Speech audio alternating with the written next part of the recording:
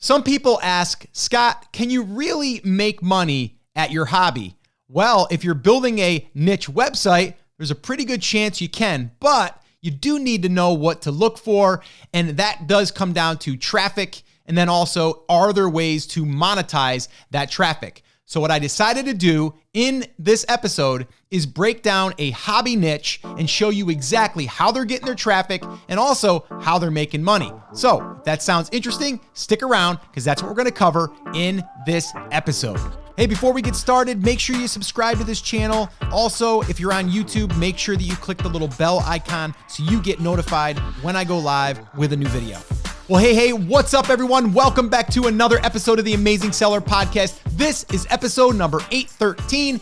And like I said, we're going to be drilling into a specific niche, a hobby niche. Now, I went into detail in the last episode where I broke down a non-hobby niche because a lot of people want to know, like, Scott, can you really make money in a hobby niche, or does it only have to be a hobby niche? And the answer is you can do it in both. So I gave you an example in the last video and the last episode. And if you missed that, you're going to want to go back to 812. I'll drop the links in the description. And this way here, it'll make it a lot easier for you. Or if you're listening to this on the podcast, I'll drop it in the show notes. And they can be found at theamazingseller.com/813. Now, I am going to be going through and sharing my screen. So if you're listening to this, I'm going to give you, as best I can, I'm going to describe exactly what I'm seeing and also what I'm doing, all right? But if you want to watch me actually do it and you're not seeing this on YouTube right now, then you're going to want to go to the show notes because I will take that video and embed it in there.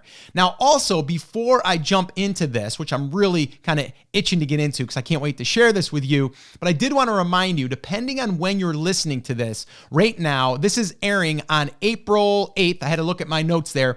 And we are open right now for Brand Creators Academy, which we only open about 3 to 4 times per year. If you're listening to this after the fact, I would still encourage you to go to brandcreators.com and you will get our free training there, our checklist, and all of the things that we give you to help really identify your market, but then also see the potential and then execute on that. So if you are listening to this before April 10th, well, then go ahead and head over to brandcreators.com and we'd love to have you. If you're listening to this after the fact, go there and get the free resources. All right. So with that all being said, let's get to it. Let's go ahead and dig into this website. So as you can see on the screen here, this is my little checklist and you can see the market, the niche that I'm looking into, and that is knitting and crochet. Yes, that market, the one that you would think is only for your grandmother, right? No. It is huge. And I found this by listening to my wife's cousin, who is also someone who knits, and she's not an old lady. And the other person is my daughter, who's actually 24 years old. So no, it is not just for old people. So get that out of your head. All right. But what I wanted to do is I wanted to show you again, if you missed the last video in the last episode where I walk you through those different points that I really validate a market, but then also explore it. These are them right here. And I'm just going to touch on them real quickly, and then we'll go ahead through the example. So number one, is there traffic? The first thing that I want to know is, are there people out there searching for what I potentially could have to offer? And not just products, but information. So number one, is there traffic? Number two, what are the competitors doing? Can I validate through an existing website? Can I validate through an existing website? And I'm going to show you exactly how we're going to do this right now. All right. And then number three, what traffic channels are they using or can I use? Okay. So we'll explore those. And then number four, we're going to look at the history. And the only reason why I look at the history is I want to see how long this site has been doing it. It doesn't discourage me if they've been doing it a long time. It just shows me that the market has been around for a little while, right? And so that's number four. And number five is list building. Are they building a list? Can I build a list? Those are the questions I'm going to want to answer. And then number six, this is the last one. And I know a lot of people start with this one first. Products. Are they being sold? Not just ours, but other people's. And are there other ways to make money? That's going to be number six. So with that all being said, let's get to it. So the first place that I'm going to head to is good old Google. All right. Now, Google is going to help me determine keywords, and what people are searching for is really what it's allowing me to do. So I go to Google And all I do is I'm typing in the very, very main keyword that I think will start to give me some results, right? Or some search results. So I type in knitting and then I just let it autofill. So again, if you're listening to the podcast, I'm going to describe this. If you're watching, you can see it. Knitting versus crochet. Knitting patterns, knitting for beginners, knitting needles, knitting machine, knitting stitches, knitting kit, knitting loom, knitting projects. Okay. Those are the top searches it's coming up when I key in knitting. All right.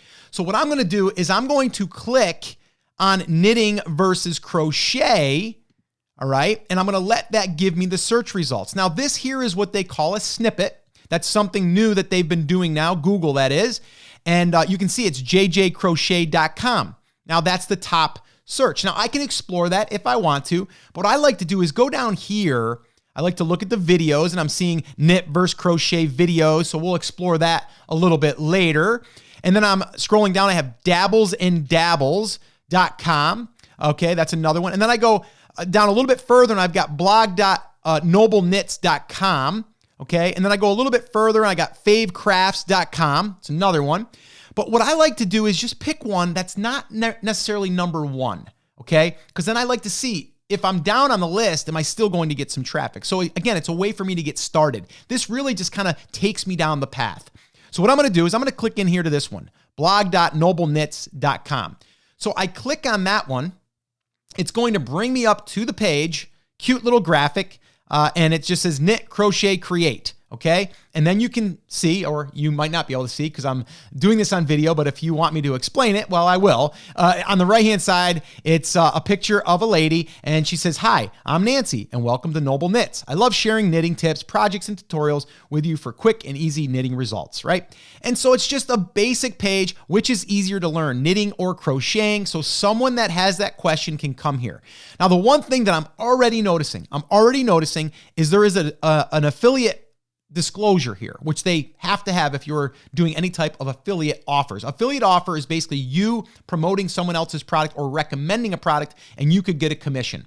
The other thing I'm noticing is this ad popped up on the bottom. That means that they're monetizing through traffic or through ad networks, through their traffic. All right. So basically, I'm just scrolling down a little bit. Is knitting or crocheting hard? What is the difference in knitting, crocheting? So this is the article. I have another ad there. I've got some pictures. It looks like there's some pins that I can pin over to Pinterest. So again, I'm just exploring this, right? But at the surface, you'd be like, okay, Scott, that's good and all, but how do I get some data on this? Well, it's a great question. So what I'm going to do is I'm going to take this URL, which is blog.nobleknits.com, and I'm going to go over to Ubersuggest. Okay. Now in Ubersuggest, before I even got started here, because I did a little bit of this beforehand, just so I could speed up the process. So I wasn't like, going down a rabbit hole, but I went in here and already typed in knitting for beginners and it gets 9,900 searches in Ubersuggest. So I'm going to come back to that. But what I'm going to do now is I'm just going to take this and I'm going to copy it into Ubersuggest and I'm going to hit return and I'm going to look at the data on this website. Would you look at that? Well, if you're listening, you can't see it, but I'm going to tell you. Organic monthly searches is 202,231.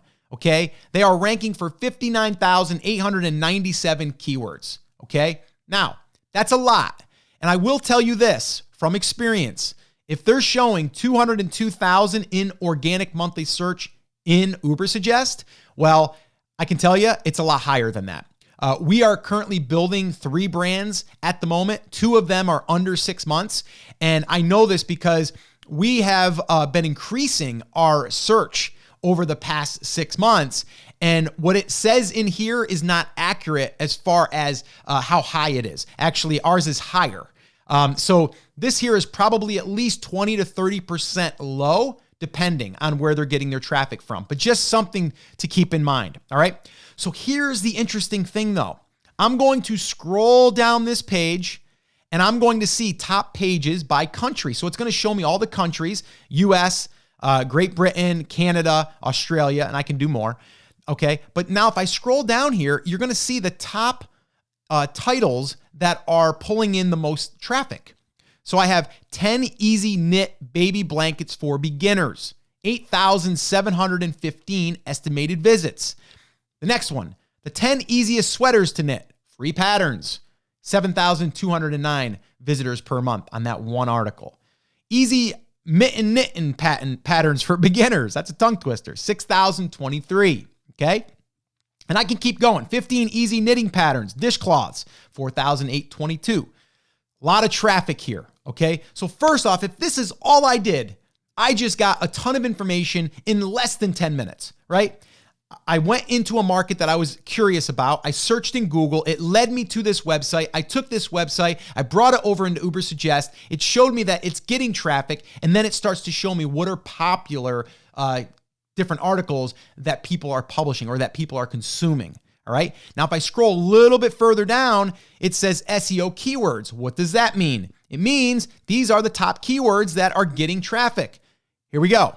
Baby blanket knit pattern, 5,400 is the estimated searches per month. They're ranking number 1 in Google.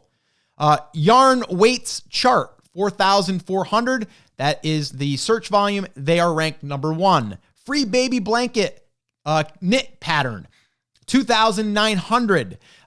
Ranking number 1. And they have a bunch, right? They're ranking for 50,000+. I think that's what it was. 58,897. You might as well say 60,000, okay? So, okay, that is great. We just identified so much here, right? So now what I want to do, let's go back to my little notepad here where you can see that's the traffic, right? So number 1, is there traffic? We've already identified, yes, there is, okay? Number 2, what are the competitors doing? Who is the competitors? Validate through a website. We just did that, right? So that's totally there. I'm going to explore that a little bit deeper and further to show you how we can broaden that out a little bit. Okay, so number 3 is what traffic channels? So let's look into that, okay? So now I'm going to go back to their website. Okay, right here, okay? So now what I'm going to do is look up here at the top. And if you can't see this, you're going to hear me say it. At the top of the page, top right corner, I'm on desktop. This isn't on mobile. And I can see they have a Facebook logo. So that means they have a Facebook page or a group. They have a Pinterest pin little icon. They have an Instagram and they have a YouTube. The ones that I'm going to look at, because I like evergreen content. You guys hear me talk a lot about that. What does that mean? Content that I create that will be searchable a year from now, 6 years from now, 10 years from now, right? Pinterest is a search engine. So is YouTube. Instagram really isn't. Facebook really isn't, right? So I'm going to go and explore the YouTube channel, okay? So I'm going to click on that, and this is where it brings me to her page. So now in the page, you can see here, or her account, her YouTube account, it's the same thing. Noble Knits, become a better knitter with every stitch, okay? And now she's got 11,100 subscribers. So if all you've seen was this, you'd be like, well, it's not that big of a channel. She's probably not doing that great. No, she's doing okay. She's doing just fine. Look at the traffic she's got over on Google. But this is a channel. So now what I'm going to do is I'm going to click on videos in the tab, in the top tab. And then from there, I'm going to see, okay, she posted a video 4 weeks ago, 590 views. Okay, it's not great, but it's okay. It's 590 views. The title on that was 3 knitting book reviews. So she's reviewing books, probably an affiliate for that as well. The next one is Continental Purling. I don't know what that is. How to purl faster. That one was 3 months ago. That one got 9,200 views, okay? The one before that, Quick Knit. Teddy bear kits, unboxing, only 769 3 months ago. So what I can do now, okay, is I can go into this little filter that's built into everyone's account, and I can search by most popular, date added oldest, or date added newest. I'm going to click on most popular. And then what this is going to tell me is what's resonating with people. What are people searching for? So you can see here, these have 98,000. This was 10 years ago, by the way. So this also tells me she's been doing it a while, okay? So 98,000 views 10 years ago. But this is also why I stress on evergreen content. That was done 10 years ago, still getting traffic. Thumbcast on how to cast on knitting step by step. The other one is only a year ago, and this one here is one of her top videos. Just behind that one, how to knit a triangle shawl for beginners, 4 easy steps. 1 year ago, 98,000. Here's another one. 7 years ago, Easy One Skein shawl free knitting pattern. I don't even know if that's how you say it. 90,000. Continental Knitting, how to knit faster and improve.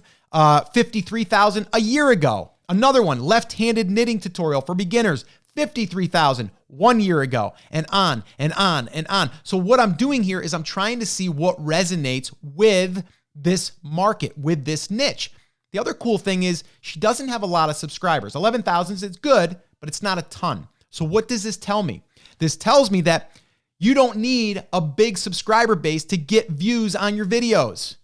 Okay? She's gotten 90,000 on a video that's only a year old with only 11,000 subscribers. That means it got picked up by the search engine, by YouTube, okay? So now the other thing that you can do here, and this is the other thing that I do, is then I might type in the search bar and just go knitting, right? And as I start to type, it says knitting for beginners, knitting patterns, knitting a blanket, knitting a scarf, knitting casting on, knitting machine, knitting podcast, knitting a hat, knitting socks, knitting in the round, knitting casting off, knitting for beginners, step by step, knitting stitches. Okay, that's just from typing in knitting. Actually, I didn't even complete it. I did knitting does the same thing, right? So now what I would do is I would explore this a little bit further. I'd click on knitting for beginners. And then now I'm going to be searching in YouTube, knitting for beginners. So here's one, RJ Knits. Okay, they have 76,000 subscribers, 1.8 million views a year ago. Here's Hobby Lobby, 202,000 subscribers, 4.4 million. But what I'm looking for is I'm looking for those outliers. Okay, so I'm trying to look for someone like her that has low account of subscribers but a high view count. Okay, and again, I won't spend too much time on this, but here's one. They've got 41,000 subscribers, but even though that's pretty good, 606,000 views 3 years ago. Right? Here's another one. 23,000 subscribers and 929,000 views. This one here, that was from Happy Berry Knitting, 41,000 subscribers, 1 million views. So it shows me that I don't need a large subscriber base in order to get traffic on YouTube. All right. So again, just validating this stuff, playing a little bit. This is what I do. I kind of start going down that path. So let's kind of go back and let's see where we're at. Okay. So what traffic channels? Well, right now we know Google. Yes. We know YouTube. Yes. Okay, I got one more for you. Let's go back to, and I knew this just going into it because this market I would assume would be on this platform, and you may already know what I'm about to say, and that is Pinterest. So I'm going to go ahead and click on this Pinterest icon, and again, it brings me over to her Pinterest account. So she has 52,120 followers. Okay, following this here is 470, and then you can see these are all the pins. Yarn crafts, cute crafts and stuff, free knitting pattern, how to knit, knitting. So those are keywords, by the way. All these boards are keywords. And let me just say, we're getting some really good results here. In the past month and a half, we just started to apply this Pinterest to these two different brands we're building inside of Brand Creators Academy, and we're starting to see some really good growth. So if you're not playing in the Pinterest world, you should probably try. If you are in Brand Creators Academy or if you're joining, we have a full training in there just created going through exactly how to do this. So again, if you're interested in joining us, head over to brandcreators.com. If it's open, you can enroll. If it's not, definitely grab the free resources and we will be helping you along the way. All right. So this again, I'm not going to spend too much time here, but you can see that yes, Pinterest would definitely be another place that we'd want to get traffic. And again, remember, this is evergreen. So again, Facebook, not evergreen, meaning you're not going there to search for things. It's a place to amplify the content, okay? Doesn't mean we don't want to do it. It's just not one of our main traffic sources, all right? So let me go back to my little handy dandy little pad here. It's not really a pad. It's a text doc. So we have traffic channels done. Now let's go into the history here. Let's look at the history of this website in Wayback Machine. Now there was another one that I found, and let me go back. In the way that I found this, let me show you. If I go back to Ubersuggest, let me go back and type in knitting for beginners. Now watch what happens here. Okay. if I look at just knitting for beginners, what I'm also going to do, if I scroll down here, and I'm going to try to explain this if you're just listening. As I scroll down, I see keywords, okay? And then on the right-hand side, I can see the volume. So I see that has 9,900 for knitting for beginners. And then I can also look at the right-hand side. There's this SD score, which is SEO difficulty. This is a score that Ubersuggest gives it. I don't pay too much attention to it, but I will take a little bit into consideration. If it's super high, then I'll say, okay, it's probably competitive. But if I look at here on how to knitting for beginners, so how to knitting for beginners gets 8,100 searches, and it is rated at a 16 out of difficulty out of 100. So that one there, I'm going to click on that, and that's going to give me some other websites that are ranking for knitting for beginners. So what I want to do here is, again, I'm trying to find other people that have already kind of done this as well, and we can kind of see how well they're doing and if we can learn from that, right? So now that it pulls up, you can see right here, right? So if I scroll down, I want to find one that's kind of down here a little bit. Let's see. There's Noble Knits. Look at 19. So you would look at that and you'd go, wow, Noble Knits, they're not doing that well. They're ranked number 19 for knitting for beginners, or I'm sorry, how to knitting for beginners. That's not that great, but look what they're getting. They're getting a ton, right? So, but what I want to share with you is this, so if I look at number 4 here, Sheep and Stitch, right? If I click on that website, again, I'm going to explore this. They're getting 70,861. Not as much as the Noble Knit, right? But still doing pretty good. So here's what I want to do. I want to start exploring their website, right? So how to knit for beginners, they're ranking, let's see here. Oh, well, I'm sorry. That's one of their top articles. Down here, how to knit. They're ranking number 2, and that keyword gets 33,100 searches. They're getting 5,362 visits from that one keyword, right? For just the word knitting, 49,500. They're ranked number 4, right? So you would say Noble Knit is getting more traffic, yes, but you would say that this website right here should be doing better, and it's not, but it's still doing pretty well. But here's what I want to share with you. Let's take this. Sheepandstitch.com. Let's copy that and let's bring it over to Wayback Machine. Now, in the Wayback Machine, what I like to see is how long someone's been doing it, right? And so this shows me that they bought probably the domain in 2013, which is 7 years ago. And then, or maybe it sat there, or maybe they bought it after the fact, who knows? But you can see right here in 2000, it looks like 2017, 2018, and then 2019, really started ramping it up. 2016 looks like they had some spikes, but here's what I want you to understand.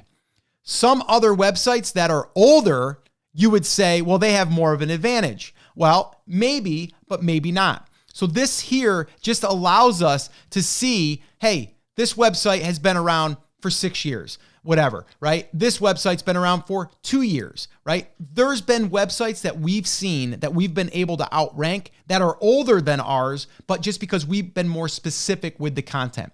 So again, just wanted to share this with you. Actually, let's put in Noble Knits. Noble Knits, they've been around since 2000, right? And we don't know, here's what we can do. If we click on this, we might be able to see a screenshot of this. Again, if you're listening, you're not going to be able to see this.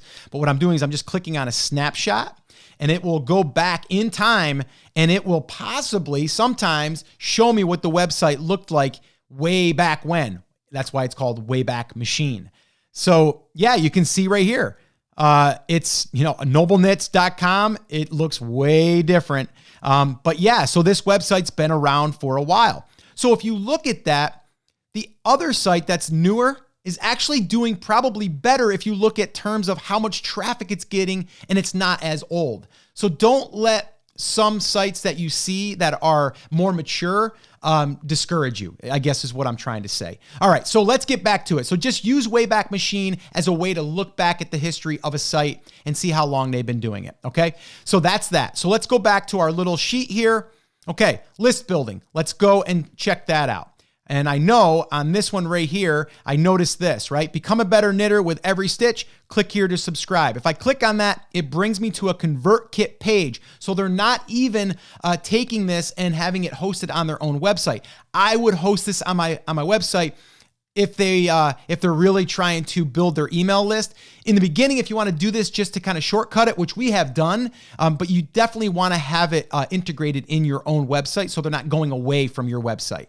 All right, but it's still not bad. But right here, I can join the newsletter. I don't like newsletter, languaging, because a lot of times it's not as specific. Here, a better offer would be like grab 3 yarn, templates or whatever that you can start using, or blankets or shawls or whatever, right? Whatever is most popular, use that as your lead magnet. So that would be some advice I would give to Noble Knits. So if I go back here, they have it up top. It's kind of hard to read, but now if I go into their menu and I click into how to knit, and then I can go learn to knit. Let's go learn to knit. And then from here, I'm going to explore this here and see if there's any other ways that they're getting me to enter my name and email address. And I'm not seeing anything. So I think a better thing that they should do here is they should create some type of pop-up. And that pop-up can be done through HelloBar, ConvertKits. I think it even has its own ability to do it now. At least it's going to. But that's what I would do. I don't see a strong lead magnet here. The other thing I want to point out is this here looks like it's a category of some kind. So if I click on this, it's probably going to bring me to a specific blog post. Yes. So now, okay, on the right-hand side, we see join my newsletter. Okay. So I can click on that if I want to join the newsletter. But again, it's a newsletter. It's not, join my newsletter, popular post. That's in the right sidebar.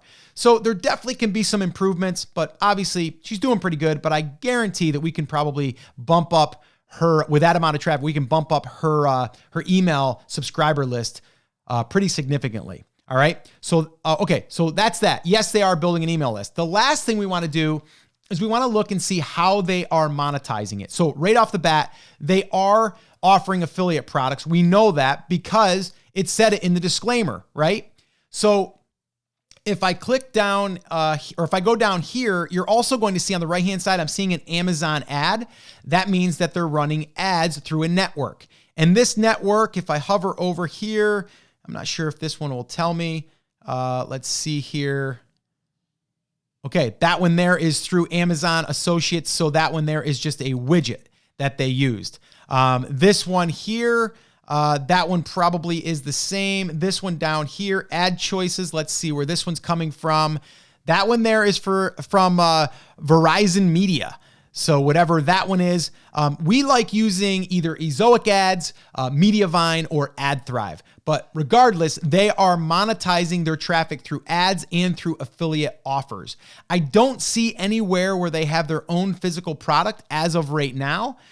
This right here is an Amazon product. So I'm hovering over Baracco Mercado yarn available on Amazon. So that's again an affiliate. So they might not even have their own product. I'm not going to spend much time there right now because I do know if I go over to Amazon, which I'll do right here, I just typed in knitting, and then I'm going to do the same thing. I'm going to let it autofill knitting needles, knitting yarn, knitting needle set, knitting kit, knitting loom, knitting needle size 8, 10, accessories, kit for beginners, yarn for beginners. So there's a bunch of products we know that could be sold here. All right. So let's do a little recap here. Number 1, is there traffic? Yes, in a variety of different channels, by the way. Number 2, are there competitors or websites that are already doing it that we can validate through? Yes. Okay, number 3, what traffic channels? We've determined Google, YouTube, and Pinterest. Okay, number 4, is there history on these competitors to show us that it's not just something that started and it's a fluke? Yes. 5, list building. Is there opportunities to build a list? Yes. And number 6, are there being products sold either by us or by other people? Yes. And the last thing would probably be, is there also ad revenue being generated by placement ads? And the answer is yes. The last thing that I didn't mention, and I didn't mention it in the last one either until the end, was digital products. This niche, this hobby niche would be great for digital products. I mean, you could have a whole bundle of these different patterns and then you would just sell them either as a download, or you could do physical. You could ship them a physical book with these different patterns. So there's a lot of different things that can happen there, even in just the digital world, as far as digital products. So, all right, that is pretty much going to wrap up this deep dive into this hobby niche. And I hope you can see it's not hard. You just need to know what to look for. And do not discount a market because you don't think there's anyone searching for it. Good friend of mine who has built a brand in the succulents market. And, she did it. And a lot of people have said, you're crazy. There's no way people are searching for succulent stuff. Yeah, well, she's built a very large, sizable company, and it's all off of Google traffic, YouTube, and Pinterest. All right. So guys, that's going to wrap up this episode. Couple reminders. The show notes can be found at theamazingseller.com/813. So you can grab all the show notes, the links, everything I mentioned there. If you're watching this on YouTube, well, you can just find that in the description down below. And the other thing is, depending on when you're listening to this or watching this, head over to brandcreators.com. Over there, you'll either find a way to enroll into Brand Creators Academy, and then from there, you can also get some free resources to help you go through this process, and you can see examples of us doing it on different markets and different niches. All right, guys, so that's it. That's going to wrap it up. As always, remember, I'm here for you. I believe in you, and I am rooting for you. But you have to. Come on, say it with me. Say it loud. Say it proud. Take action. Have an awesome, amazing day, and I'll see you right back here on the next episode. Now go get them. Boop, boop.